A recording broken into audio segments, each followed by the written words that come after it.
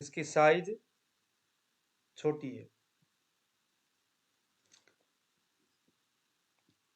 अग्नि का सबसे मुख्य स्थान है रहने का।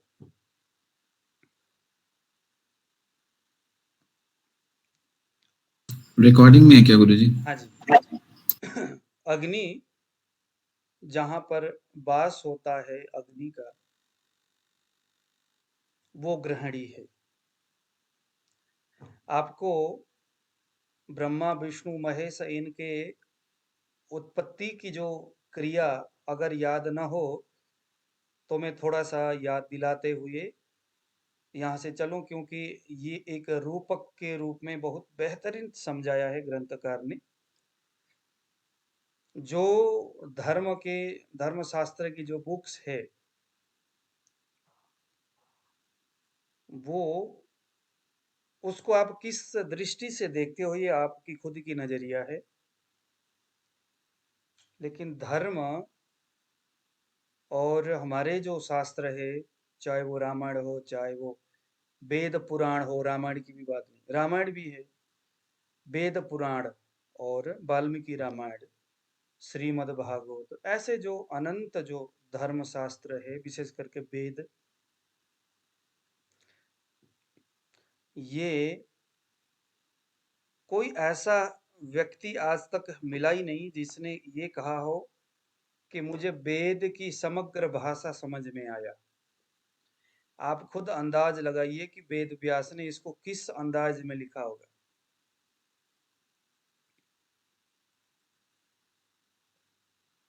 वेदों का जो भाषा है किसी के समझ में नहीं आया। मैं एक संदर्भ आपको सुनाऊंगा और उस संदर्भ को मैं धीरे धीरे हमारे इस गृहिणी यानी छोटी आंत में ला करके जोड़ दूंगा और आपको बहुत अच्छा लगेगा।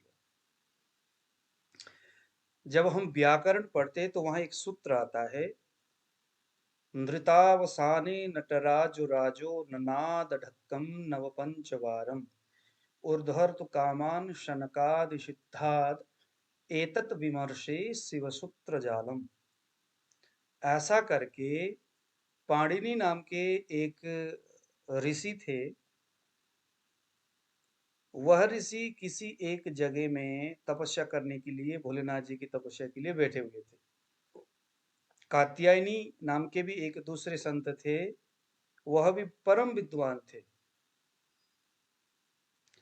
तो पाणिनि और कात्यायनी ये दोनों ही एक ही गुरु के शिष्य थे।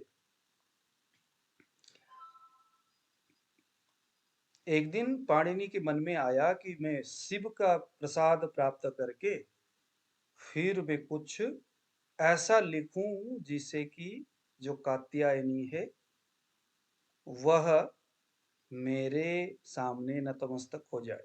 ऐसा लिखा हुआ, इसके पीछे भी कई सारे रूपक हो सकते, क्योंकि ग्रंथ तो ऐसा है कि हर बातों में कुछ और बात समझाने के लिए वो प्रयत्न करते, हमें बस महज एक वो कहानी जैसा लगता है। कई साल तक तपस्या किया। उसके बगल वाले दूसरे पहाड़ में सनत कुमार भी तपस्या कर रहे थे।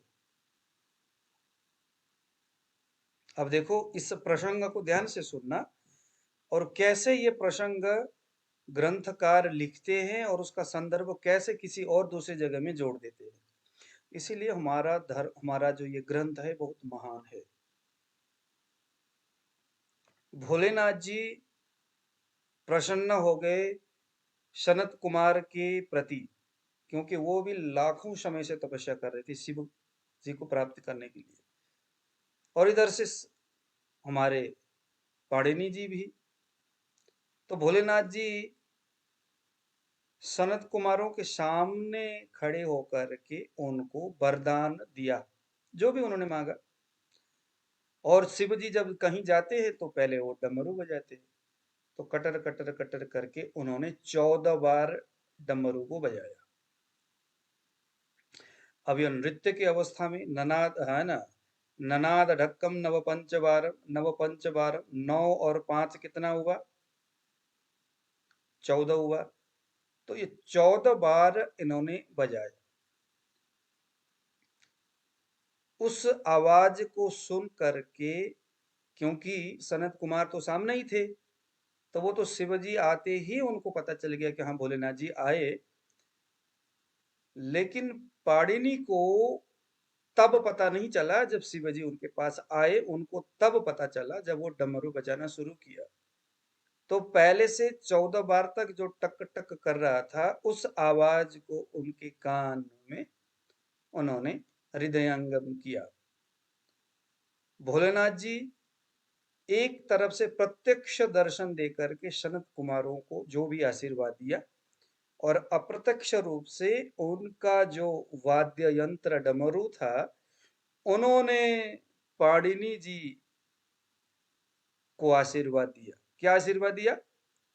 नृतावसाने, नृत्य के अवसाने यानी अवस्था में, जब भोलेनाथ जी नृत्य कर रहे थे उस समय नटराज अवस्था में वो ननाद ढक्कम उसका वो निनाद कर रहे थे नव पंच बार, 14 बार। तो वहां से शिव सूत्र ऐ उण रिल रिक ए ओम ऐ औच हय वरट लड़, ऐसा करके हमारे जब हम व्याकरण पढ़ते हैं तो वहां जैसे हम क ख ग घ ङ, ये हमारा जो वर्णमाला है, वैसे ही वो वहां व्याकरण पढ़ते वक्त हमें शिव सूत्र याद करना पड़ता है। पहले शिव सूत्र याद करना पड़ता है। तो कहने का मतलब जो धर्मशास्त्र होता है वो बोल कुछ रहा होता है और उसका प्रसंग कुछ और होता है। इसी संदर्भ में शिव पुराण में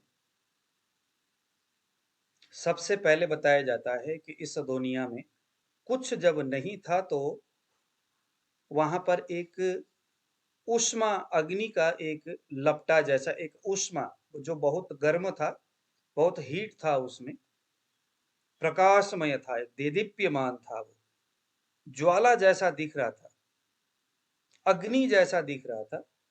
और उसके बीचों बीच एक विष्णु के आकृति वाला कोई पुरुष ने प्रकट हुआ, और प्रकट होकर के फिर इधर उधर देखने लगे विष्णु जी उस अग्निपुंज से निकल के, और देखा यार मैं, मुझे किसने प्रकट किया, मैं कहाँ से आया।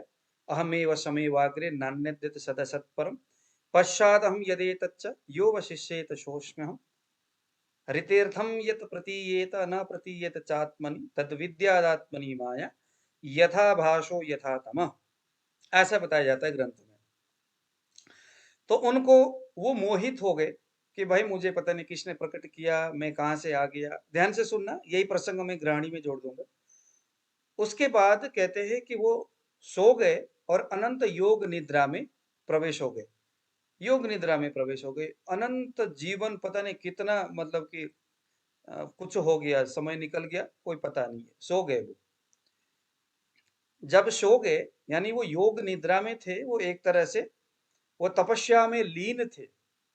बताया जाता है जब तपस्या में जब लीन थे तो उनके हृदय कमल में विद्यमान जो नाभि चक्र है, जो जो हमारे नाभि में विद्यमान जो चक्र है, वो नाभि चक्र में से, है ना, भगवान विष्णु जब उस स्टेज में स्थिति में पहुंचे योग से,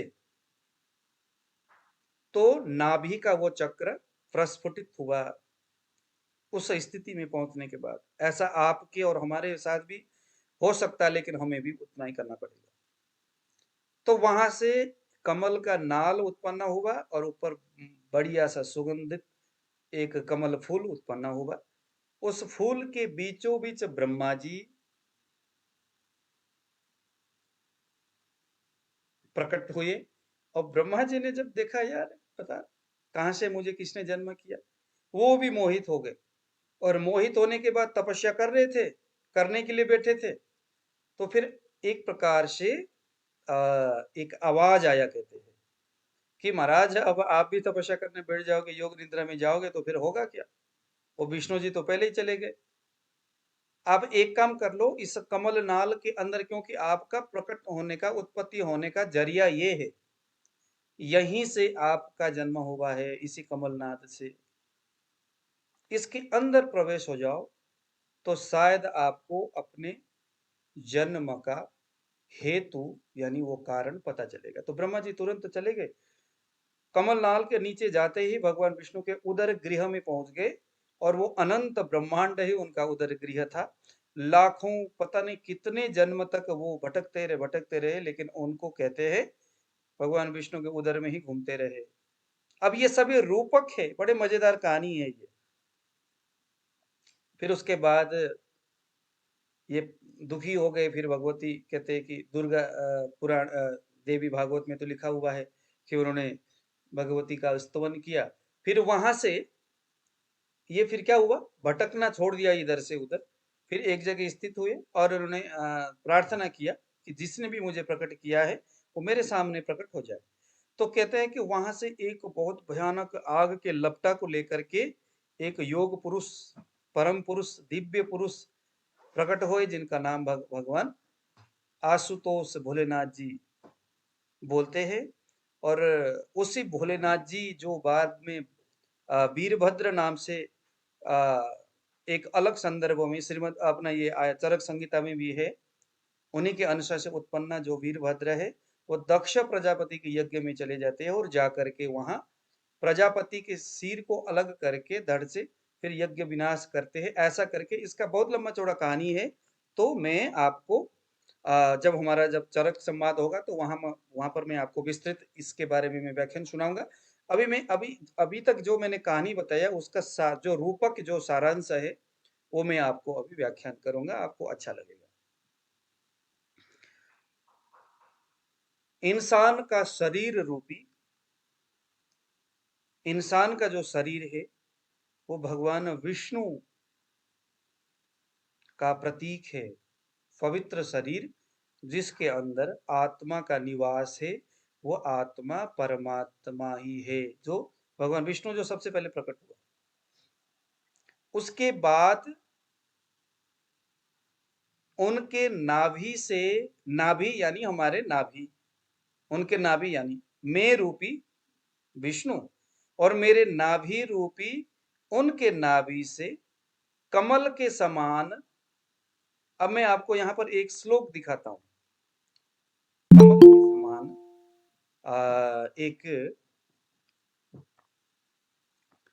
मैं आपको एक यहाँ श्लोक दिखाता हूँ, आप लोगों को बहुत अच्छा लगेगा। ऐसे चीजें ना पढ़ते हुए जाना चाहिए, तब जाकर के आपको मजा आएगा। मतलब मुझे तो लगता है कि मजा आएगा, अब आप लोगों को आएगा नहीं आएगा, आप लोगों को भी आना चाहिए। क्योंकि हम जब कॉलेज में पढ़ते हैं तो ऐसी चीजें वहाँ ना तो कोई टीचर पढ़ाते ना कोई, क्यों उनके पास इन बातों को पढ़ाने के लिए कोई जरिया नहीं होता। वो पूछते हैं कि इस बार पेपर में क्या आना चाहिए। यहाँ एक इस श्लोक को आपने देखे होंगे, ये श्लोक देखिए जरा। वाम पार्श्वाश्रिते नाभि कश्चित सूर्यस्य मंडलम लह। अभी जो मैंने तमाम कहानी आपको सुनाया, उस कहानी अष्टांग हृदय में हूबहू गड़ा हुआ है। अब ये धर्म हिंदू धर्म वाला कैसे हो गया, पंडितों की कहानी कैसे हो गई, पंडितों द्वारा बताए जाने वाले, व्यास गद्दी में बैठकर कहे जाने वाले कहानी कैसे हो गया। ये आयुर्वेद तो हर कोई पढ़ रहा है। देखो यहाँ पर भी वही बात है, वाम पार्श्वाश्रिते नाभि कश्चित सूर्यस्य मंडलम। हमारे नाभि के, नाभे यानी नाभि में, वाम पार्श्व आश्रित, नाभि के बाएं भाग में आश्रित यानी आश्रय लेकर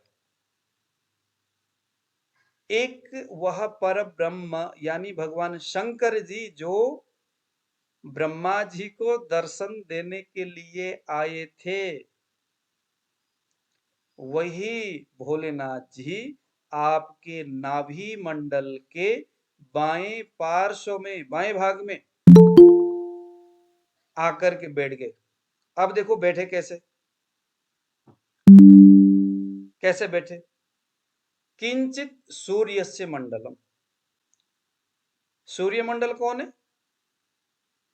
सूर्यमंडल कौन है? भगवान विष्णु जी, जो अभी हमने बताए थे। सबसे पहले भगवान विष्णु ही प्रकट हुए थे। उष्मा को लेकर, तेज को लेकर, उसी तेज से भगवान विष्णु का जन्म हुआ था।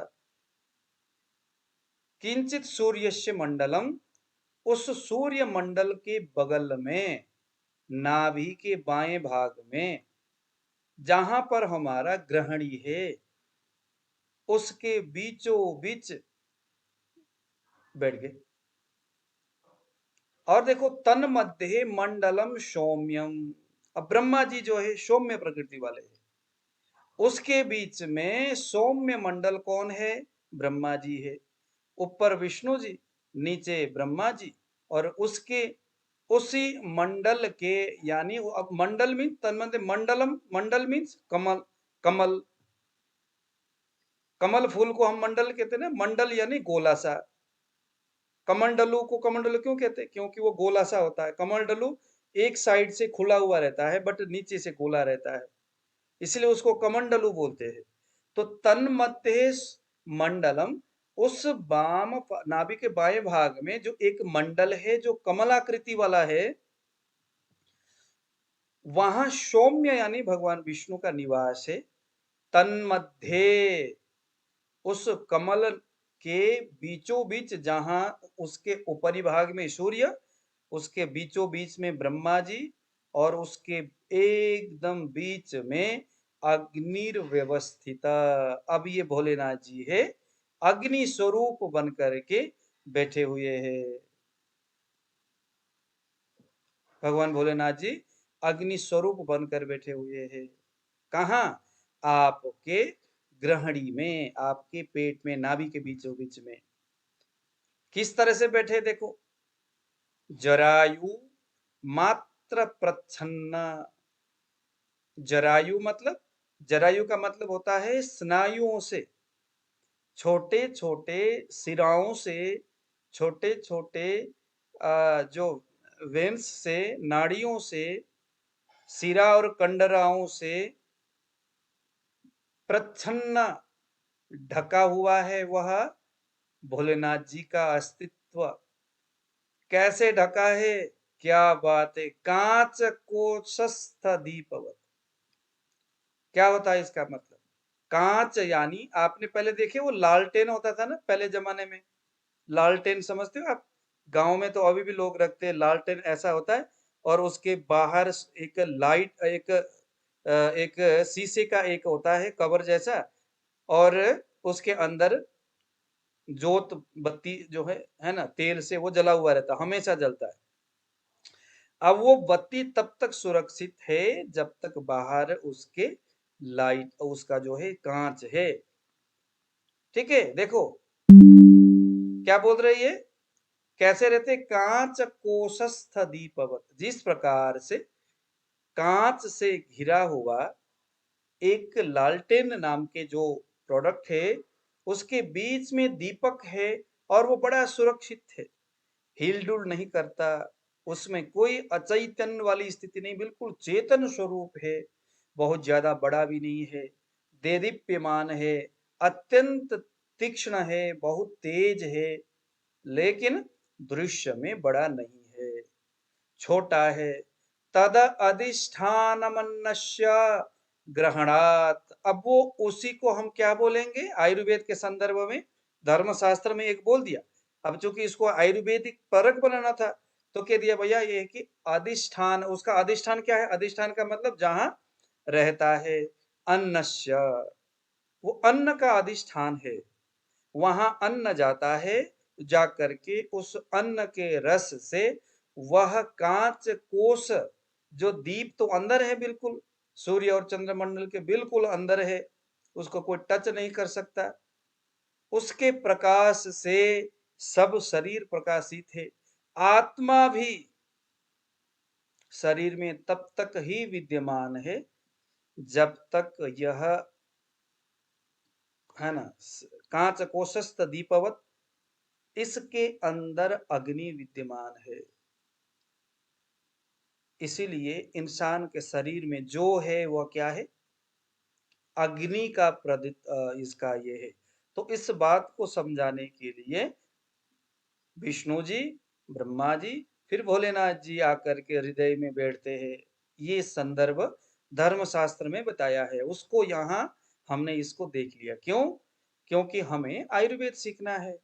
अगर मैं एस्ट्रोलॉजर होता, देखो धर्मशास्त्र की महत्ता, एस्ट्रोलॉजर वाले इसी कहानी को एस्ट्रोलॉजी में जोड़ करके मस्त है वो, और पंडित जी वाले कर्मकांडी ब्राह्मण इस कहानी को अपने रास्ते में जोड़ करके वो मस्त है। यानी धर्मशास्त्र किसी एक संप्रदाय, एक व्यक्ति, एक पंथ के लिए नहीं है, सबके लिए है। बशर्ते ये है कि अपने ज्ञान चक्षु की वृद्धि करे और उससे, उस ग्रंथ में बताए हुए व्याख्यान से लाभान्वित हो। जैसे भोलेनाथ जी जो है पाणिनि के पास थोड़ी आए थे, उन्होंने तो देखा भी नहीं, नहीं आए थे, बिल्कुल नहीं आए, उन्होंने देखा ही नहीं।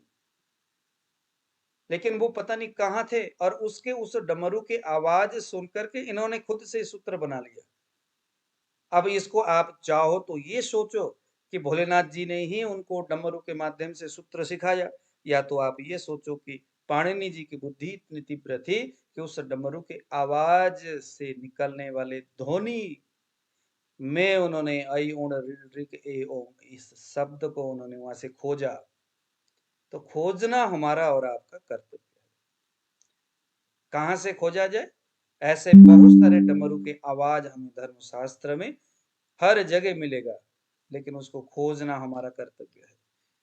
तो छोटी आंत यह वही स्थान है जहां ब्रह्मा, विष्णु और महेश ये तीनों विद्यमान है, और भगवान भोलेनाथ जी अपने सूक्ष्म अग्नि के माध्यम से उस कांच कोशस्थ दीपवत के अवस्था में ग्रहण के बीचों बीच बैठते हैं।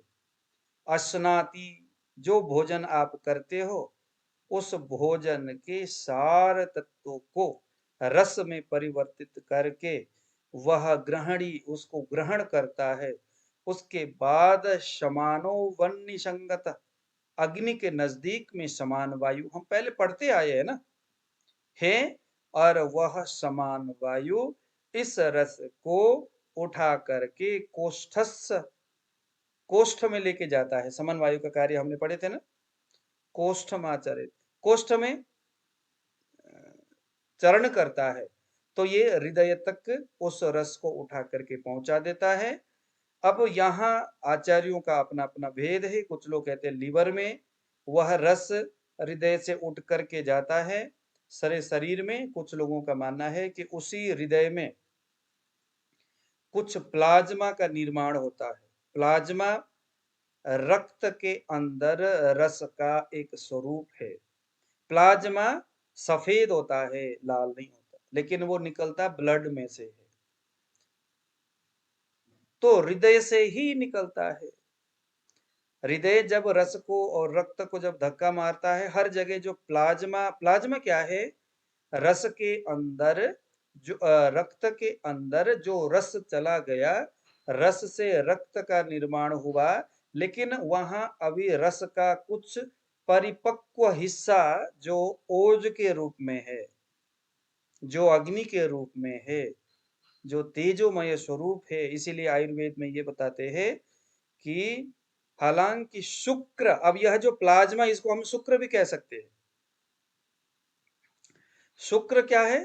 संपूर्ण शरीर में व्याप्त है। कैसे? चरक में एक श्लोक आता है, अष्टांग हृदय में, आई थिंक उसमें, कि जिस प्रकार से पूरे दूध में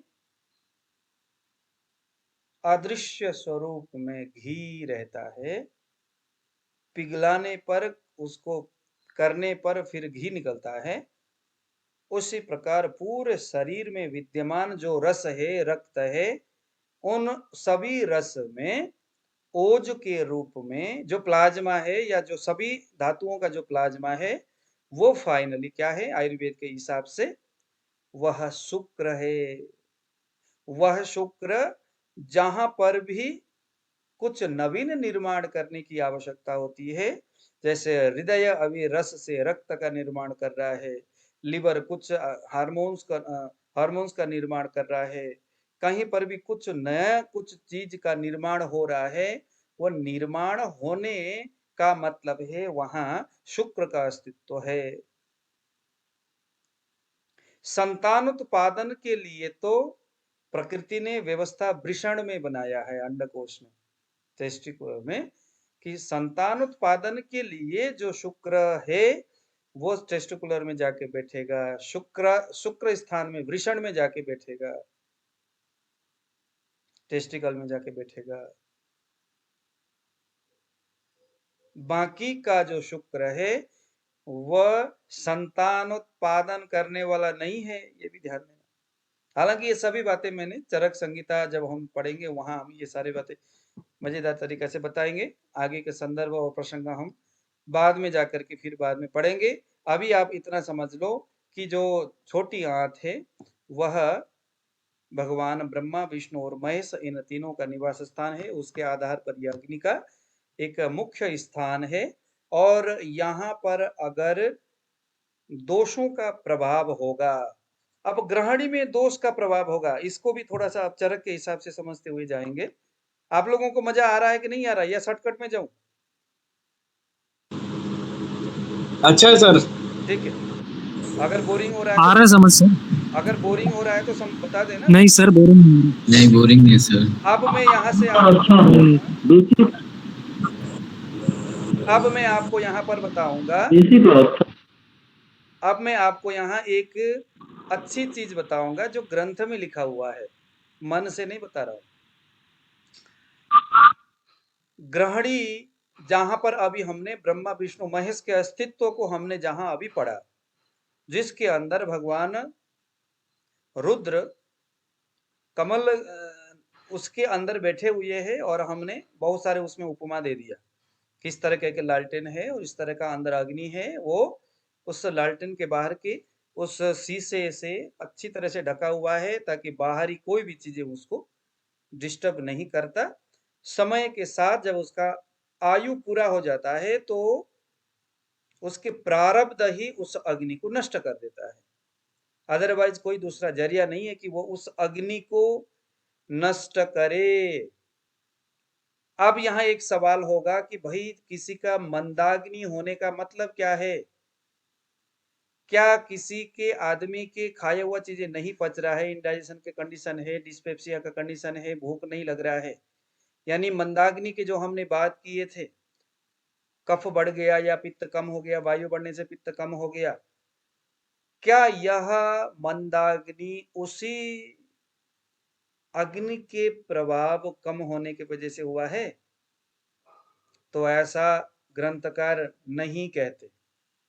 वो कहते हैं कि भैया ऐसा है, अभी हमने जो आपको एक संदर्भ प्रसंग बताया, कांच कोशस्तदीपवत, पर इसी को ले करके अब वो समझा रहे हैं। अब मैं आपको समझाऊंगा, आपको बेहतर समझ में आएगा। अग्नि तो अंदर है और बाहर कांच है। अब मान लो वो कांच अगर हमने नीला कलर का लगाया तो वहां से प्रकाश कैसे निकलेगा? मुझे ओम जी बताएंगे, प्रकाश कैसे निकलेगा? ग्रीन। ग्रीन निकलेगा। अगर वो येलो वाला होगा कांच तो कैसा निकलेगा?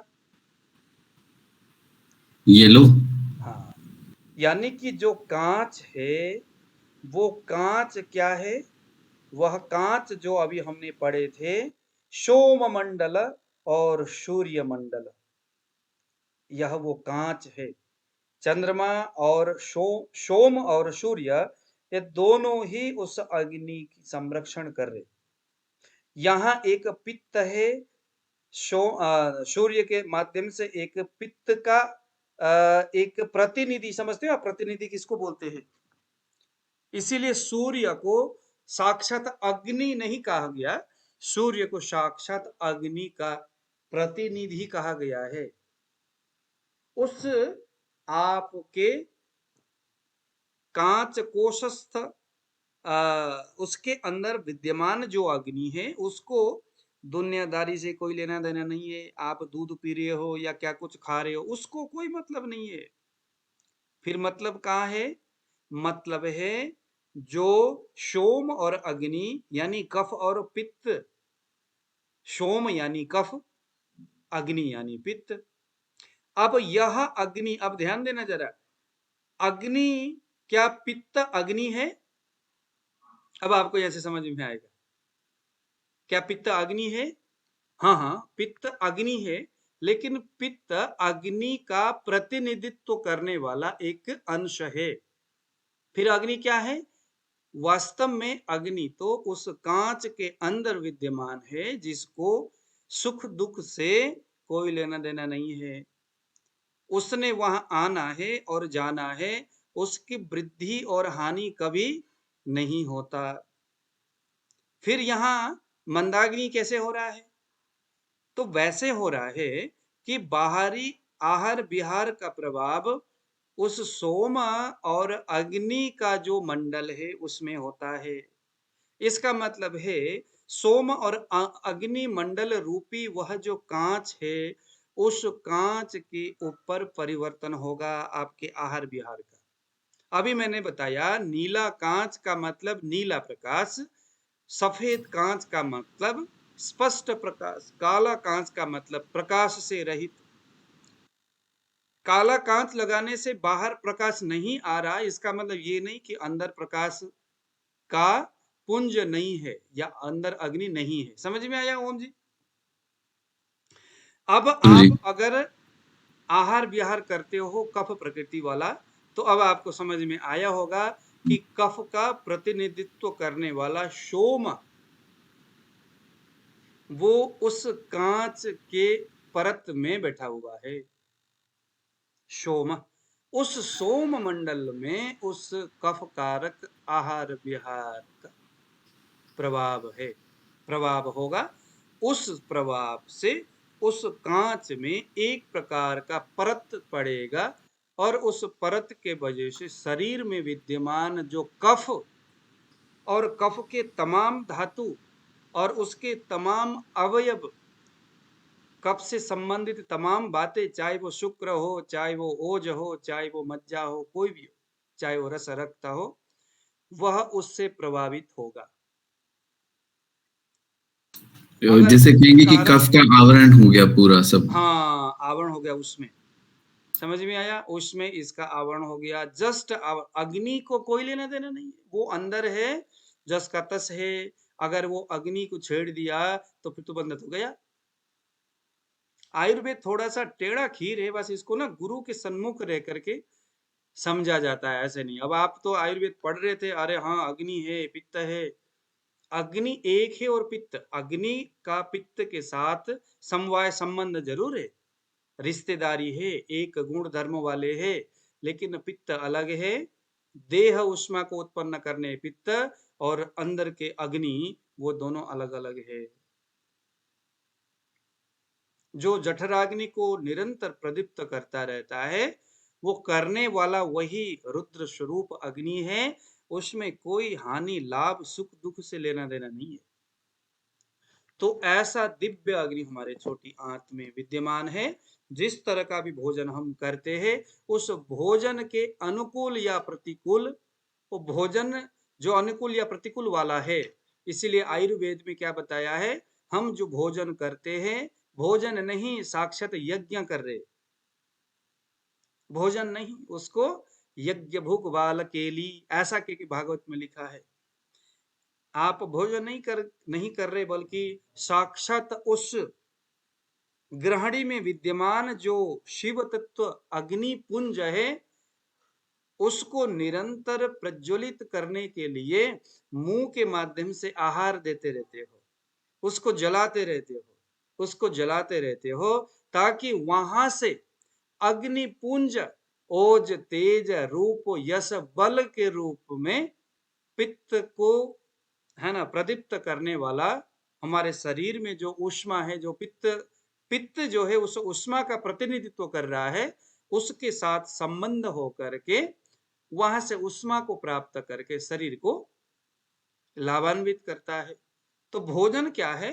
इसीलिए आयुर्वेद में भोजन की विधि बताया गया है, कब करना है, किस तरह से करना है, किस विधि से करना है।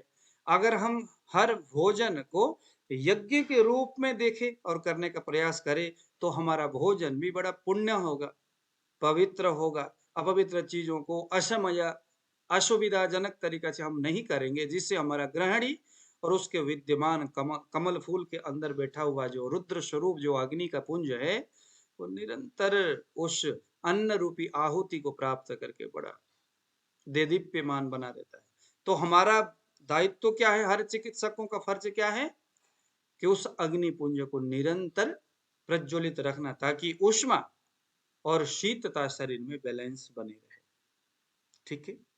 अब ऐसा ग्रहणी में अगर कभी कफ कारक हमारे गलती से, जिसको हम यज्ञ बोल रहे थे, यज्ञ समझ रहे थे, बल्कि वो यज्ञ न हो करके हम जस्ट अपने जीवा संतुष्टि के लिए जस्ट भोजन कर रहे या आहार कर रहे या खा रहे। शब्दों की मर्यादा देखिए, हम भोजन यज्ञ के लिए कर रहे, एक ये मर्यादा है शब्द की मर्यादा। दूसरा, हम जस्ट डिनर कर रहे, हम जस्ट खा रहे कुछ, तो ये कितना अमर्यादित। डिनर का मतलब है फिर उसमें नियम नहीं होगा।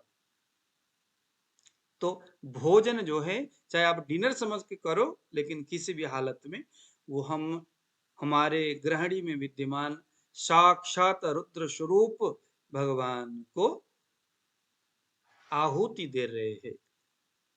ठीक है, आहुति देने का काम हम करते हैं। तो अगर इसमें गड़बड़ हो जाती है, कफ कारक आहार विहार से उस ग्रहणी में विद्यमान सोम, सोम था ना जो कफ है, कफ का प्रतिनिधित्व करने वाला जो सोम शक्ति था, वह जब उत्तेजित हो जाता है तो अंदर का जो ऊष्मा है वो बाहर प्रॉपर नहीं आ पाता, शरीर में ऊष्मा की कमी होगा और अग्नि धीरे धीरे, कौन सा अग्नि, वो शिवजी वाला नहीं, पित्त जो अग्नि का स्वरूप था, प्रतिनिधित्व करने वाला एक था, वो थोड़ा कमजोर पड़ जाएगा। अब इसको हमने नाड़ी में चेक करना है। अगर डिस्टल कर्वे प्रॉक्सिमल कर्वेचर पर आपको स्पाइक दिखेगा, कहाँ, किस जगह में, किस जगह में दिखेगा, कहां से देखेंगे, तो आपके लेफ्ट हैंड में आपका इंडेक्स फिंगर और यह सुपरफिशियल। ठीक है। कमजोर स्पाइक अगर आपको कफ के साइड में होता है तो क्या समझना है, वह सोम प्रकृति वाला जो कफ का जो एक प्रतिनिधित्व है वहां पर, उसकी अधिकता होगी, यानी एक्सेस म्यूकस होगा, लो डाइजेशन होगा, डाइजेस्टेड फूड मॉलिक्यूल्स वहां पर जमेंगे, फैटी डायरिया होगा, फिर आपको समझ में आएगी। अगर पित्त होगा तो यह हमारे स्मॉल इंटेस्टाइन में स्वेलिंग युक्त जलन देगा। अब वही है कि वहां पर जो अग्नि का प्रतिनिधित्व करने वाला जो सोमात्मा जो है, जो अग्नि का स्वरूप है, जो पित्त है, उसका परत उस शीशे के ऊपर ज्यादा गड़ेगा तो क्या होगा, उसकी वृद्धि होगी, पित्त की वृद्धि होगी। तो उससे क्या होगा, स्वेलिंग होगा और वहां बर्निंग सेंसेशन होगा, ड्यूडेनल अल्सर होगा, है ना, स्प्रू सिंड्रोम होगा। स्प्रू सिंड्रोम एक प्रकार का ये आंतों में होने वाले जो पोषक तत्वों की अवशोषण करने की क्षमता का क्षीण हो जाना, है ना, उसमें एब्जॉर्प्शन पावर की खत्म हो जाना। बिल्कुल छोटी आंत, वहां विद्यमान जो अन्न रस है उसको एक तो अवशोषण नहीं कर पा रहा है और उचित मात्रा में पाचक द्रव्यों को नहीं आगे निकाल पा रहा है, तो इसे हम बोलते हैं स्प्रू सिंड्रोम। ठीक है। तो यहाँ अगर पित्त होगा तो एक क्रॉनिक डिसेंट्री भी हो सकता है, डिसेंट्री होना। अगर यहीं डिस्टल कर्वेचर पर अगर स्पाइक कमजोर होगा, यानी वात वाली स्पाइक होगा, तो हाइपर पेरिस्टलिसिस नाम का एक व्याधि है, यहाँ पर यह हो सकता है, जहाँ पर कॉन्स्टिपेशन वगैरह भी होता है। ये स्मॉल इंटेस्टाइन जो है बहुत ज्यादा है ना, एकदम संकीर्ण हो जाता है, और वहां मलों का इतना ज्यादा संचित हो जाता है कि पेट में गुड़गुड़ गुड़गुड़ आवाज आता रहता है, आपकी छोटी आंत में एकदम ध्वनि आता रहता है, आंत्रकुजन बोलते हैं जिसको। और कभी कभी किसी कारणवश कुछ आप ऐसे कषाय द्रव्य वाला कोई ऐसी चीजें खा लेते हो जो कि थोड़ा वायु को बढ़ा देता है, ऐसा कुछ हो जाता है, तो क्या होगा, वो बस मल द्वार से एकदम तेजी से भगता हुआ मल प्रवृत्ति होगा और गुद भ्रंश आदि चीजें कर देता है, हाइपर पेरिस्टलिसिस। ठीक है, कभी कभी ये वायु की वजह से आंतों में रुकावटें पैदा करेगा, माल एब्जॉर्प्शन भी यहाँ पर हम कह सकते हैं, पाचन तंत्र की खराबी, माल एब्जॉर्प्शन, जहां से पोषण तत्व को अवशोषण करने की जो कैपेसिटी है स्मॉल इंटेस्टाइन में नहीं होगा, है ना। और उसके वजह से शरीर के वजन कम होगा, विटामिन कई सारे प्रोटीन शरीर में मिलना बंद हो जाएगा, धीरे धीरे अग्नि जो है वो मंद हो जाता है, शरीर का सामान्य रूप से जो है विकसित होना शरीर बंद हो जाता है। ठीक है, तो ये हो गया आपका स्मॉल इंटेस्टाइन। यहाँ चित्रक, गिलोयस, गिलोयसत, दंती, कामदूधा, लौंग, पिपली, केसर और हींग बेहतर काम करते हैं, हालांकि इसमें काम करने वाले और भी बेहतर बेहतर से बेहतर मेडिसिन है ही बाजार। अब हम बात करेंगे डीप में, उसी आपने इंडेक्स फिंगर को डीप में ले जाना है, कैसे ले जाना है, किस तरह से ले जाना है, वो हमने पहले बता दिया।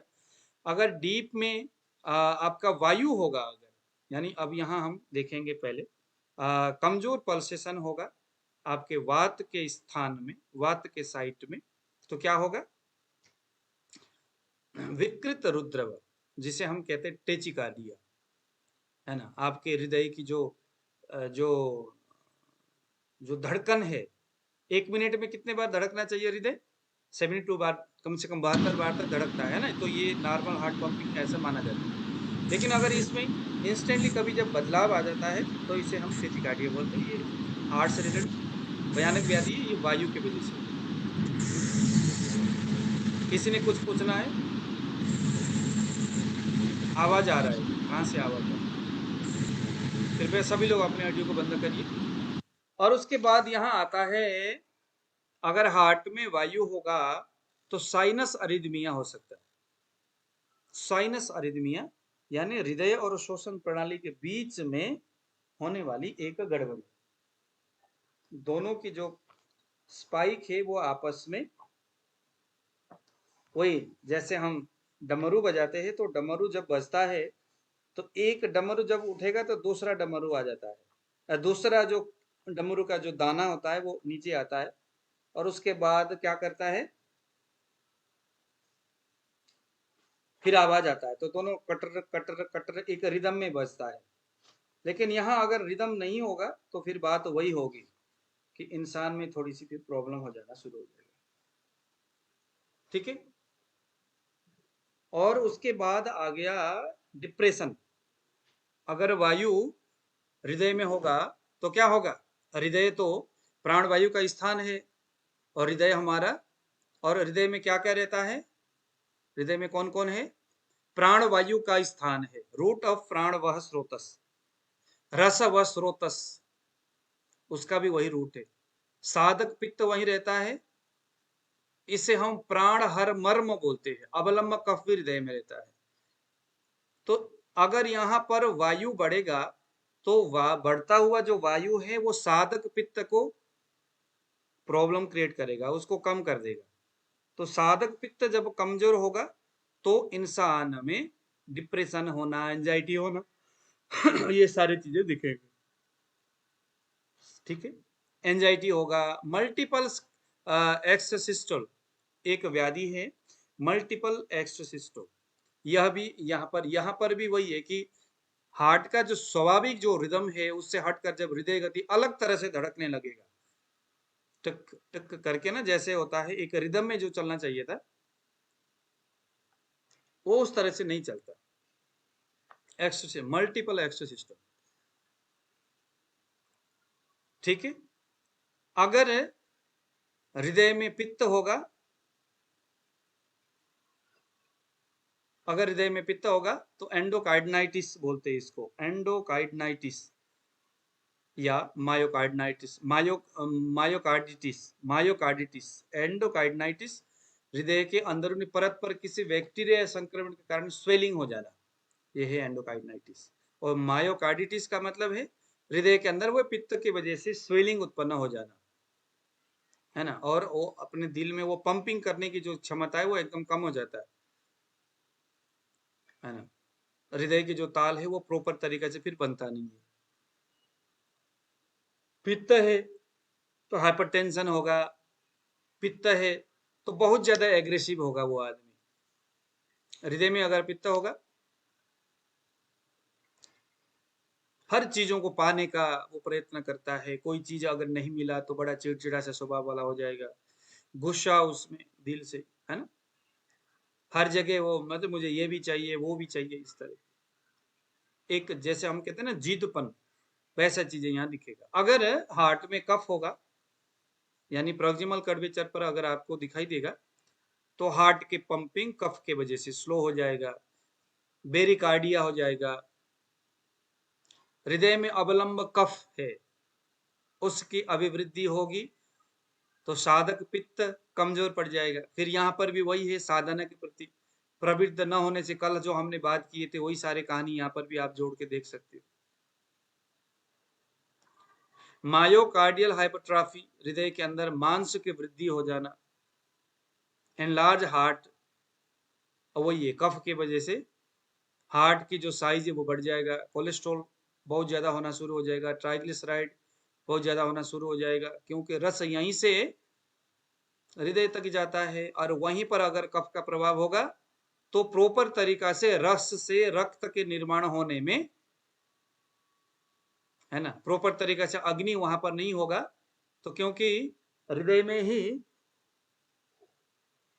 रस से रक्त का निर्माण होना बताया जाता है, तो जब अग्नि ही कमजोर हो, हार्ट में कफ का प्रभाव हो, तो वो अग्नि क्रिया वहां प्रॉपर नहीं होगा, उसके वजह से यहाँ पर कोलेस्ट्रॉल और ट्राइग्लिसराइड बहुत ज्यादा होना ये बताया जाता है।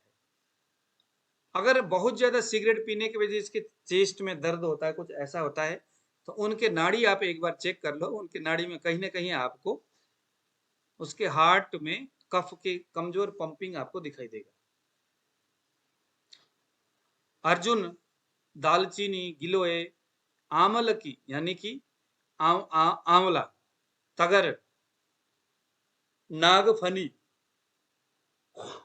नागफनी पता है आपको, नागफनी का फल होता है, कांटेदार होते हैं उसके पत्ते, नागफनी। नागफनी का पत्ता बहुत ज्यादा तीक्ष्ण और ऐसा होता है, नागफनी कांटे कांटे होते हैं ना, आप यूट्यूब में सर्च कर लो नागफनी। अब मोटा सा होता है और कांटे कांटे होते हैं जैसे, ठीक है। और उसके फल हृदय में काम करता है, मुनक का काम करता है, अनार काम करता है। अगर किसी के हृदय में वायु है या शरीर में कमजोरी है, हार्ट थोड़ा कमजोर हो रहा है, तो अनार सिंधा नमक के साथ दे दो, ठीक है जी। अनार मतलब क्या, फ्रेश अनार? जी जी फ्रेश अनार। Thank you. तो आज हम